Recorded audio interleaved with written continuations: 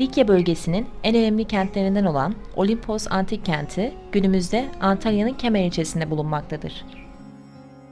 Derin bir vadi içerisine kurulmuş, etrafı dağlarla çevrili, denize bakan bir liman kentidir. Antik kentin ortasından akan Olimpos çayı, kenti ikiye bölerek kaynağını dağdan alan akarsu ile birleşerek denizle bütünleşiyor. Olimpos, Antik Yunan mitolojisinde tanrıların oturduğu dağ anlamına gelmekte. Olimpos Akropol tepesine çıkıyorum. Oldukça sert bir yamaçtan çıktık. Yamacın sertliğinden çok dikenler mahvetti. Ama yine de buna değer. Kentin kesin kuruluş tarihi bilinmese de en eski arkeolojik veriler Helenistik döneme denk gelmektedir. Likya bölgesinin önemli bir kentiydi. Likya Birliği'nde 3 oy hakkına sahipti. Likya Birliği 23 kentten oluşuyordu. Yalnız 6 kentin 3 oy kullanma hakkı vardı. Bunlardan biri de Olimpos'tu. Kent 2. yüzyıldan 1. yüzyıla geçişte Korsan lakaplı Zeniketes liderliğinde Roma'nın egemenliğine baş kaldırdı. Roma kenti cezalandırdı ve Likya Birliği'nden attı. Milattan önce 77 yılında kent Roma egemenliğine girmek zorunda kaldı. Olimpos Antik Kenti'nin girişinde Kaptan Eudemos'a ait bu mezar lahtini göreceksiniz. Lahit soyguncular tarafından kırılmış. Mezar lahtinin ön tarafında betimlenen gemiden dolayı kişinin kaptan olduğunu çok kolaylıkla anlayabiliriz. Antik dönem geleneklerinden biridir bu. Mezar lahitlerine ya da stellerine ölen kişilerin meslekleriyle ilgili semboller yaparlar. Yukarıda da gördüğümüz Gorgo başı, Antik Yunan mitolojisindeki 3 kız kardeşten biri, Gorgo Medusa.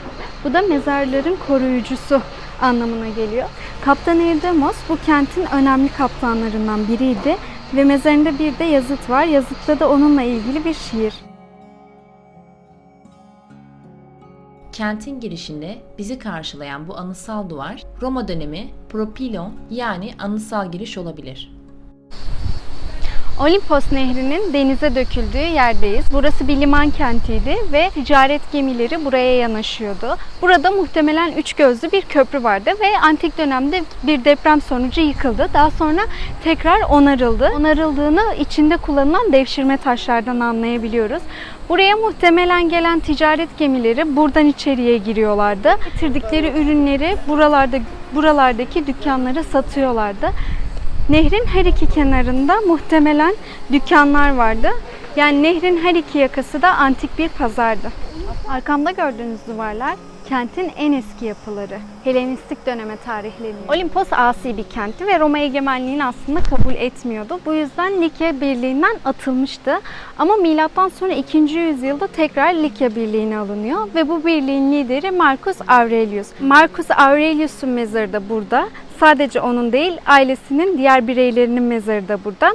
Yanlarda 2 ayrı lahit ve ortada bir lahit vardı. O lahit bugün Antalya Müzesi'nde restorasyonda. Burada çok fazla su kaynağı olduğu için aslında Asklepion'a ait bir kült olabilir. Çünkü Asklepion sağlığın ve şifanın tanrısıydı. Onun için de burada ona ait bir kültün olması çok da şaşırtıcı değil. Yolunu takip edince bu yapıyı da göreceksiniz. Bu yapının inşasına 5. yüzyılda başlanıyor. 6. yüzyılda da devam ediyor. 3 bölümden oluşan bir yapı. Yan tarafları 2 katlıydı. Yapının tam olarak ne olduğu bilinmiyor ama muhtemelen dini işleve sahip bir yapıydı. Tabanında da çok kaliteli bir mozaik var ama henüz gün yüzüne çıkmadı. Arkamda görmüş olduğunuz tapınak bir Roma dönemi tapınağı. Milattan sonra 2. yüzyıla dayanıyor. Tapınak İyon düzeninde inşa edilmiş ve antik dönemde burada 4 sıra sütun vardı. Burada gördüğünüz kaide de muhtemelen Marcus Aurelius'a ithaf edilen bir heykel vardı. Tapınağın yan girişleri daha sonra Bizans döneminde yapılan Piskoposluk Sarayı'na entegre edilerek kullanılıyor. Burası Piskoposluk Sarayı'nın kilisesi. Kilise transept planlı yani haç biçiminde. Ortada geniş alan, apsisli, kutsal olan bölüm ve yanlardan 2 giriş.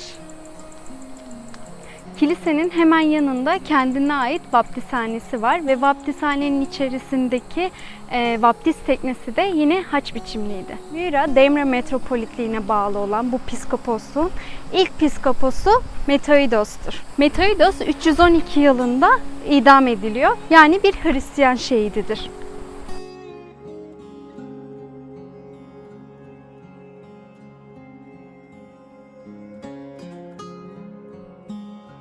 Arkamdaki alan da implavium, yani dini amaçlı kullanılan, yemek yenilen ve toplantıların yapıldığı bir alan. Ortada bir havuz ve etrafında sütunlar var. Yapı muhtemelen 2 katlıydı.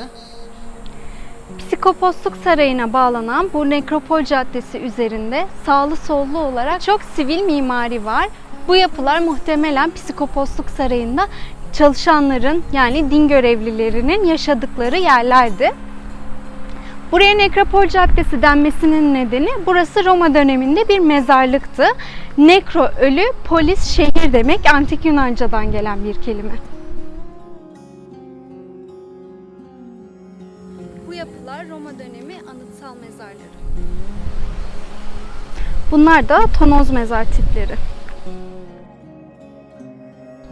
Olimpos antik kenti ve sahili, eskiden olduğu gibi şimdi de karetaların yumurtalarını bıraktıkları güvenli bir alan ve eşsiz doğası binbir çeşit bitkisiyle tüm canlılar için hala güvenli bir liman olmaya devam ediyor. Ben Ahmet Coşkun. Burada 13 senedir çalışıyorum devlet bünyesinde. Bu yol dünyanın bilinen 5 eski yolundan birisi.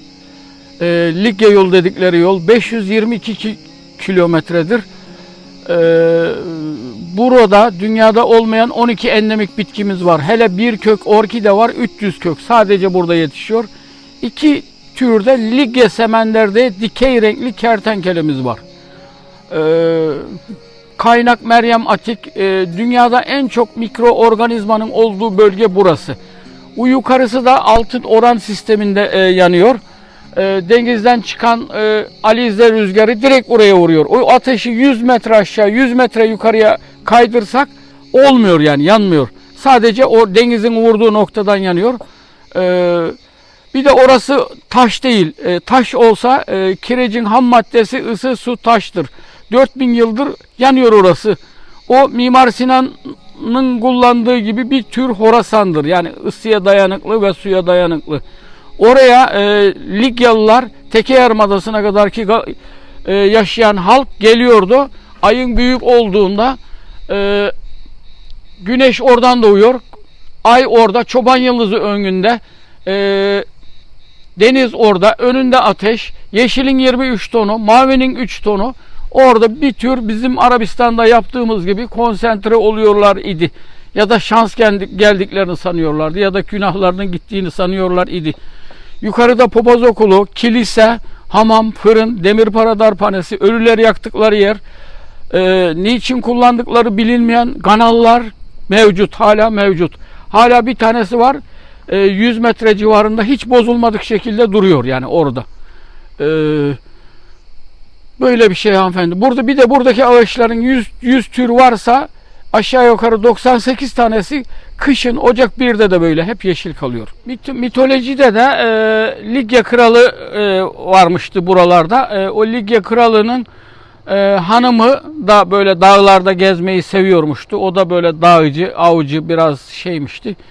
Gezerken Bellerophon'a, yani bu Radyopolis'te bir şehir var. O şehirde buraya yaklaşık 13 kilometre ileride Kumluca'nın üstünde bir şehir daha var. O şehirden bir tane Bellerophon diye bir oğlana denk geliyor dağda. O da çok avcıymış, namlı bir avcı. Bir de yakışıklıymış. Bu kralın karısı onu görünce tabii içindeki şeyler oluyor.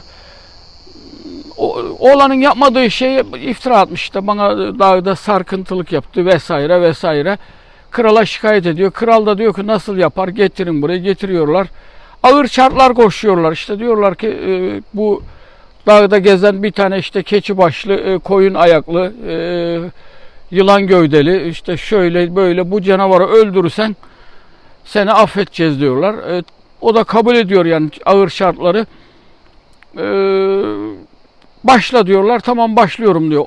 Pegasus gelmiş yardıma Bellerophon'a. Pegasus uçan at anlamında. Hep yukarıdan savaşmış o. Yani uçaraktan. Uçaraktan savaştığı gibi bunu knockout ederken yerin dibine batırmış bunu. Yani 7 kat yerin dibine. O işte yanan şey de o canavarın battığı yerden yanıyor diyorlar. Mitolojisi bu.